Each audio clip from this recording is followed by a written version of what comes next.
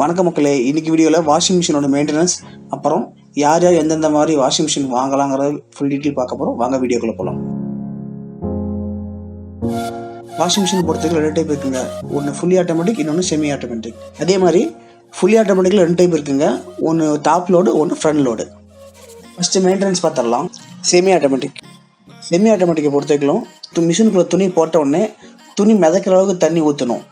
கம்மியாக தண்ணி ஊற்றுனீங்கன்னா 2 or 3 இயர்ஸ்க்குள்ளே gear box complaint கண்டிப்பாக வரும். அதனால் செமி ஆட்டோமேட்டிக் வாஷிங் மிஷின் பொறுத்தவரைக்கும் துணி போட்டுட்டு தண்ணி நம்ம மேலே தான் ஊற்றுற மாதிரி இருக்கும். பட் நீங்கள் ஊற்றுறப்ப எப்போவுமே துணி மிதக்கிற அளவுக்கு தண்ணி ஊற்றிடுங்க. இதனால் துணி வாஷ் பண்ணுற குவாலிட்டியும் நல்லாயிருக்கும், நல்லா அழுக்கும் போகும். மிஷின் வாஷ் பண்ணுற ட்ரம்முக்குள்ளே ஒரு ஃபில்டர் ஒன்று இருக்கும். அதை துவைச்சி முடிச்சதுக்கப்புறம் மறக்காமல் வாஷ் பண்ணி போட்டுருங்க. ஃபுல்லி ஆட்டோமேட்டிக்காக 2 டைப் இருக்குது. ஒன்று ஃப்ரண்ட் லோடு, இன்னொன்று டாப் லோடு. 2 வாஷிங் மிஷினுக்குமே துவைக்கிறதுக்கு முடிஞ்ச வரைக்கும் லிக்விட் யூஸ் பண்ணிக்கிங்க, சோப் தூள் யூஸ் பண்ணாதீங்க.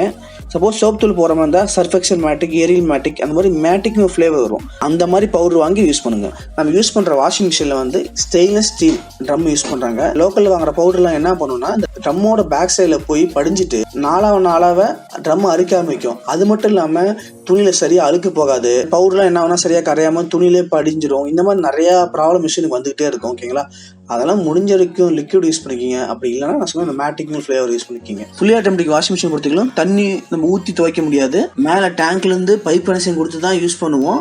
அதுவே ஆட்டோமேட்டிக்காக துவைக்கிறதுக்கு தேவையான அளவு தண்ணி எடுத்துக்கும். துவைச்சி முடிச்ச அளவுக்கு தண்ணி ஆட்டோமேட்டிக்காக வெளியே போயிடும். இன்லெட் அவுட்லெட் எப்பயுமே ப்ராப்பராக வச்சுக்கணும். இன்லெட்டை பொறுத்த வரைக்கும் மிஷினில் வால்வு தான் இருக்குது. அதனால் மிஷின் தண்ணியை உரியாது.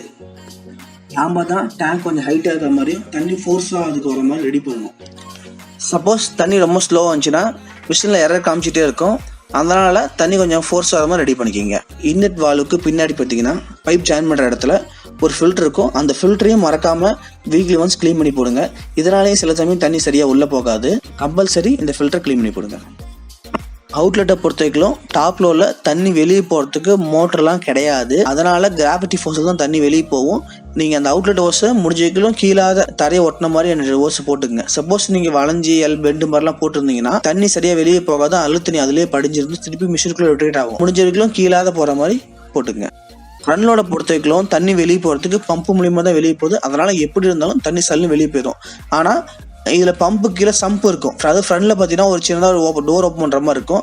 அந்த டோர் ஓப்பன் பண்ணி அதில் பார்த்தீங்கன்னா அந்த காயின் சின்ன சின்ன டஸ்ட் அங்கே ஃபில்டர் ஒன்று கொடுத்துருப்பாங்க. அந்த பம்ப் இருக்கிறதுனால அதை பார்த்தீங்கன்னா நீங்கள் அப்பப்போ, அதாவது ஒரு 10 டேஸ்க்கு ஒரு தடவை இல்லை 15 டேஸ்க்கு ஒரு தடவை கம்பல்சரி அதை எடுத்து க்ளீன் பண்ணி போடுங்க. ரெண்டாவது இன்னொன்று பார்த்தீங்கன்னா, அது எடுக்கிறப்ப அதில் ஒரு அரை ஜக் தண்ணி நிற்கும். கீழே ஒரு டப்போ இதோ வச்சுக்கிங்க, அழுக்கு தண்ணி இருக்கும். சப்போஸ் நீங்கள் தண்ணி எடுக்காமல் விட்டீங்கன்னா ரொம்ப ஆச்சு தண்ணி ரொம்ப ஸ்மெல் எடுத்துக்கும். மறந்துடாதீங்க. அதை 15 டேஸ் இல்லை ஒரு 1 மந்த்துக்கு ஒரு தடவை வச்சு கம்பல்சரி அதை க்ளீன் பண்ணி போட்டுருங்க. ஃபுல்லி ஆட்டோமேட்டிக் வாஷிங் மிஷின் பொறுத்த வரைக்கும் உள்ள ட்ரம் இருக்கும். ட்ரம்முக்கு பேக் சைடில் டப்புன்னு ஒன்று இருக்கும். அதையும் நம்ம அப்பப்போ க்ளீன் பண்ணணும். அதை எப்படி க்ளீன் பண்ணால் டீஸ்கேல் பவுடர்னு சொல்லி மார்க்கெட்டில் கிடைக்கும். அந்த பவுடர் வாங்கிக்கிங்க. வாங்கிட்டு ஒரு 3 to 4 மந்த்ஸ்க்கு ஒரு தடவை மிஷினில் பார்த்தீங்கன்னா டீஸ்கேல் மோட், அதாவது டப் கிளீன் மோடு ஒரு மோடு கொடுத்துருப்பாங்க. அந்த மோடு வச்சுட்டு இந்த பவுடர் மட்டும் உள்ள கொட்டிட்டு துணி எதுவும் போடாமல் எம்டி ட்ரம்மாக ஸ்டார்ட் பண்ணி விட்டுருங்க. இந்த ப்ராசஸ் பார்த்தீங்கன்னா ஒரு 3 to 4 மந்த்ஸ்க்கு ஒரு தடவை யூஸ் பண்ணணும். இது பண்ணுறதுனால ட்ரம்முக்கு பேக் சைடு இருக்க டப்பு பார்த்தீங்கன்னா க்ளீன் ஆயிரும். வாஷிங் குவாலிட்டி நல்லாயிருக்கும் உங்களுக்கு. இப்போ நான் சொன்ன விஷயத்தை நீங்கள் ப்ராப்பராக ஃபாலோ பண்ண போதும் மேக்ஸிமம் மிஷினில் எந்த ஒரு மேஜர் ப்ராப்ளம் வராது.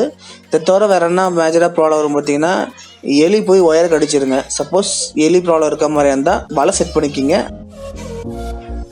அடுத்ததாக யார் யாருக்கு எந்தெந்த மாதிரி வாஷிங் மிஷின் சூட் ஆகுங்கிறது சொல்கிறேன். Semi automatic and top load ரெண்டுமே துணியை தண்ணியில் மிதக்கிட்டு துவைக்கிறதுனால, அதாவது ஒரு துணி இந்த துணி உரசி துவைக்கணும்னு வச்சுங்க. அதனால் வாஷ் குவாலிட்டி ரெண்டுமே சேம் ஒரே மாதிரி தான் இருக்கும்.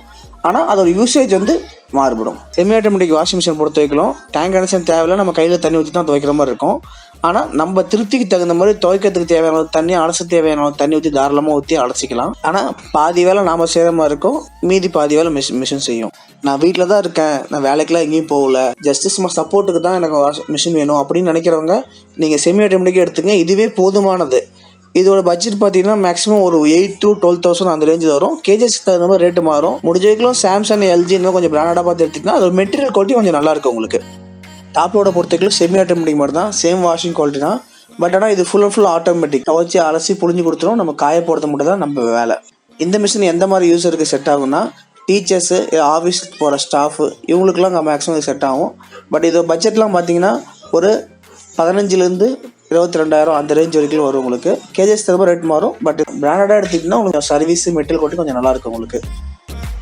ஃப்ரண்ட் லோடு வாஷிங் மிஷினை பொறுத்த வரைக்கும் மற்ற 2 வாஷிங் மிஷினை விட வாஷ் குவாலிட்டி நல்லாவே கிடைக்கும். ஏன்னா இதில் ட்ரம்மு பார்த்தீங்கன்னா ஹரிஜானலாக இருக்கும்.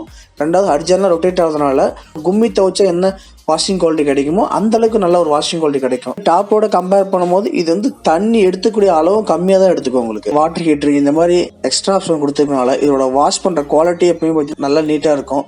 இது வந்து எந்த மாதிரி யூஸ் இருக்குது செட்டப் அப்படின்னா, பட்டறையில் வேலை செய்கிறவங்க, இந்த மாதிரி ஹெவி ரொம்ப அழுக்கு அதிகமாக இருக்காங்க, அடித்து துவைச்சா தான் அழுக்கும் அப்படிங்கிற துணி எல்லாமே யூஸ் பண்ணிக்கலாம். வீட்டில் மெம்பர்ஸ் அதிகமாக இருக்காங்க, நாங்கள் டெய்லியும் யூஸ் பண்ணுவோம், டெய்லியும் துவைப்போம் அப்படின்னு நினைக்கிறவங்களும் ஃப்ரண்ட் லோடு உங்களுக்கு சூட்டபுளாக இருக்கும். ரெண்டாவது இதில் வந்து மெயின்டெனன்ஸ் வந்து ரொம்ப முக்கியம். இது வந்து உங்களுக்கு காஸ்ட் வைஸும் அதிகம். உங்களுக்கு ஸ்டார்டிங்கே பார்த்தீங்கன்னா உங்களுக்கு 25-26 ஸ்டார்ட் ஆகும். உங்களுக்கு பிராண்டடான வாஷிங் மிஷின் வாங்கினீங்கன்னா சர்வீஸ் மட்டும் மெட்டீரியல் குவாலிட்டி நல்லா இருக்கும் உங்களுக்கு. இந்த வீடியோ பிடிச்சிருந்துச்சுன்னா லைக் பண்ணுங்கள், ஷேர் பண்ணுங்கள், சப்ஸ்கிரைப் பண்ணுங்கள்.